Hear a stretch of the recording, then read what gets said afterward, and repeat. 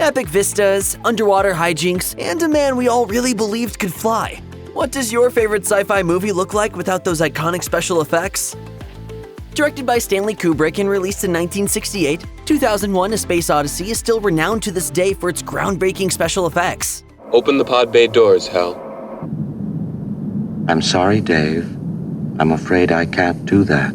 The film's most iconic moments involve visually stunning depictions of space travel, from the Blue Danube waltz of spacecraft in flight to the harrowing spacewalks, and of course, the Stargate sequence. But arguably the cleverest sequence of all is the last one you might expect.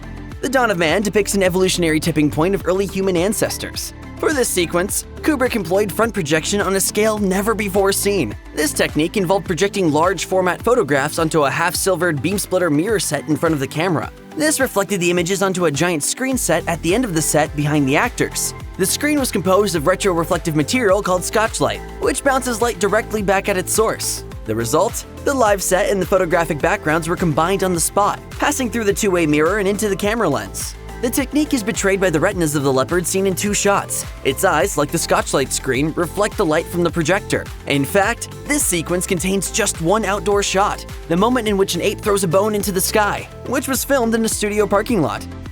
Alfonso Cuarón's groundbreaking space thriller Gravity pushed the boundaries of visual effects to new heights. Released in 2013, this Space Odyssey took home 7 Academy Awards, including one for its visual effects. Key to the movie's success were its immersive long takes and the seamless integration of CGI. Cuarón originally thought to shoot the live-action scenes using actors in spacesuits filmed against green screen. However, the limitations of that technique led the crew to devise some more innovative solutions. Namely, the spacesuits proved too bulky and awkward. So the actors used placeholders and CGI suits were simply added in post-production. Moving actors as if in microgravity also turned out to be a difficult task. So, industrial robots were used to move the camera instead. Key to selling this illusion was the use of interactive lighting, which moved around the actors as the camera itself moved. The so-called light box was a structure shaped like a cube, tiled with LED panels that displayed images around the actors. This served as both a real-time visual reference and an interactive light source, allowing the actors to react to and interact with their non-existent surroundings. James Cameron has a deep passion for aquatic exploration. His interest in underwater adventure has led him to embark on several groundbreaking expeditions, including the first solo descent into the Mariana Trench, to the ocean's deepest known point. Of course, this interest has also inspired his filmmaking. Both The Abyss and Titanic emerged from his love for the sea. Since most of the world of Pandora is created virtually for the Avatar movies, you might think the crew would mocap all the underwater action dry for wet. But this is James Cameron we're talking about. Instead, Cameron insisted the characters should move believably in all environments. This required mocap to be performed in water tanks. To make this possible, the cast had to train extensively to control their breathing so their performances could be captured underwater. The top actor in this regard was apparently Kate Winslet, who at one point held her breath for an incredible 7 minutes and 15 seconds. It was 7:15. Come on! Pioneering filmmaker Fritz Lang's 1927 classic Metropolis is the ore text for the science fiction epic. As such, it employed some truly fantastic special effects for its depiction of a fractured futuristic society. One such effect is known as the Schufton process, the invention of which is credited to German cinematographer Eugen Schufton. This early cinematic technique employed mirrors with strategically placed holes in the reflective surface. It was used to combine live-action actors with backgrounds or miniatures set perpendicular to the camera axis. This allowed the camera to capture both the reflected image and the live action, creating a seamless integration of real actors and artificial elements. Lang employed this process throughout Metropolis. The scale of such vistas effectively gives away the fact that they're made using special effects. But there are a few more intimate scenes that employ these effects on a much more subtle level. One such instance is when the Mad Rotwang stands before a giant bust of his dead love, Hel. The crew built only the neck of the bust. The head itself was a 2-foot-tall model added via the Schufton process. Christopher Reeve's physicality does a lot to sell the illusion of Superman in flight, but his talent alone couldn't deliver on that iconic advertising promise. Many techniques were used to get Superman airborne in 1978's Superman the movie. A seesaw raised and lowered Reeve on takeoffs and landings. Sometimes he'd grab a trapeze bar just out of camera view in order to be lifted off the ground.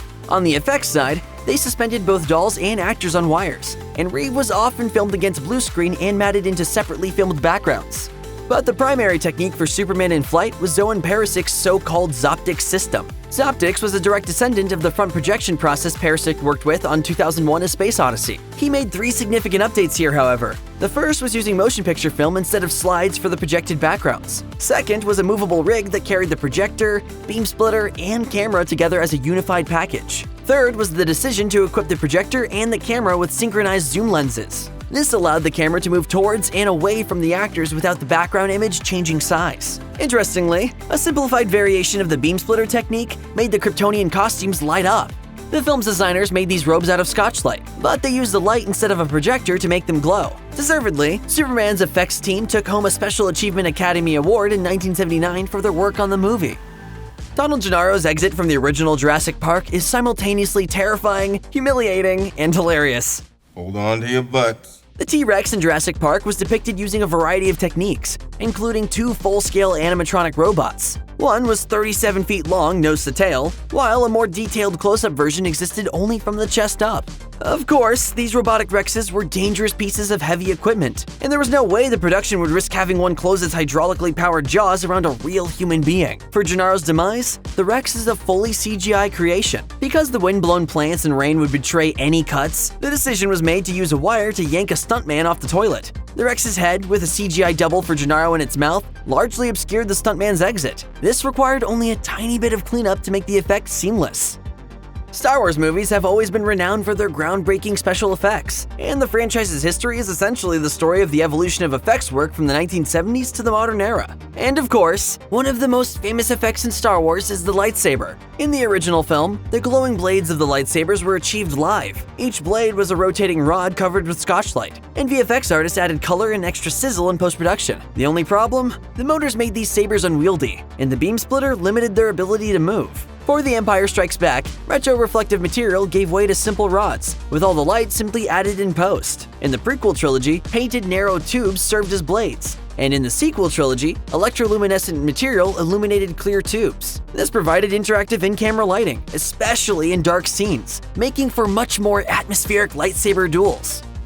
If you think motion capture is a new technology, think again. Early techniques such as rotoscoping helped kick off this kind of tech. But a pivotal moment in its evolution occurred in 1967, when Lee Harrison III put a dancer into an armature of Tinker Toys and potentiometers. This first data suit controlled a cartoon character using a human performer, and the same tech created the first mocap dancer. Of course, capturing coarse movement isn't necessarily enough. A mocap actor has to be able to project a performance through layers of digital abstraction, just as actors have to act through heavy makeup. Andy Serkis is a renowned actor and motion capture pioneer, known for his exceptional work in bringing digital characters to life. He came to the fore as Gollum in the Lord of the Rings trilogy, demonstrating a true expertise in conveying subtle emotions and physicality using mocap technology. Any behind-the-scenes video of Serkis acting in his gear demonstrates how much of his performance comes through on screen, despite how silly he might look in a mocap suit with dots all over his face. His 3 performances as Caesar in the Planet of the Apes reboot trilogy say it all.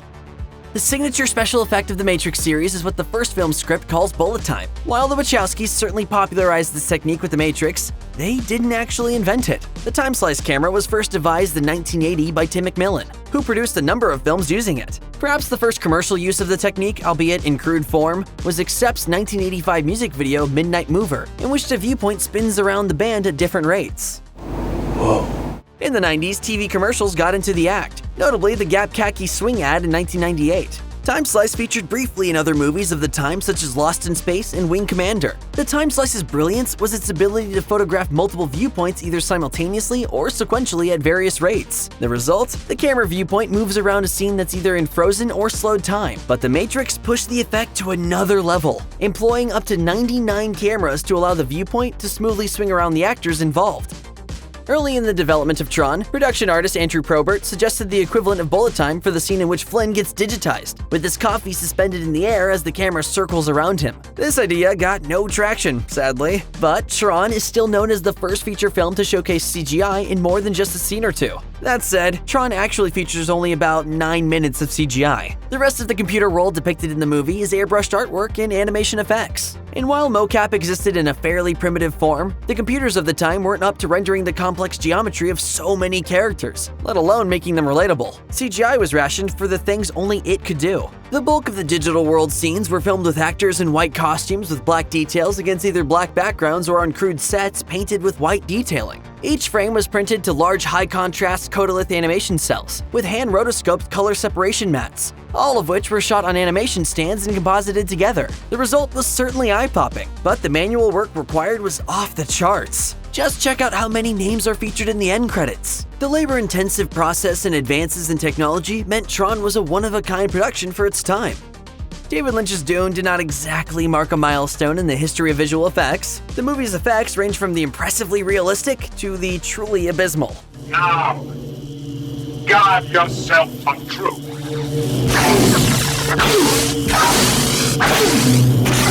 For example, those iconic sandworms are only convincing in a couple of moments, and most of the shots of aircraft and spacecraft are clunky at best. One place in which Dune excels, however, is in its use of the ageless hanging miniature technique, or cutting piece. This method uses a small-scale model, which is suspended between the camera and a live-action set beyond it. The 1925 film Ben-Hur famously employed this effect. While the movie features the base of a full-size arena, the higher seating level is a simple miniature. To realize the palace at Arakeen, the Dune crew placed actors on a staircase set in the parking lot of Estadio Azteca Stadium in Mexico City. For a broad establishing shot, a large platform 1,000 feet away held a miniature of the city, cliffs, and wall. They placed the camera 16 feet from the model, which was designed with a gap through which the stairs and crowd were visible. The same technique was used to place the Atreides at the foot of their space cruiser and depict invading Sardaukar troops rushing out from a Harkonnen ship.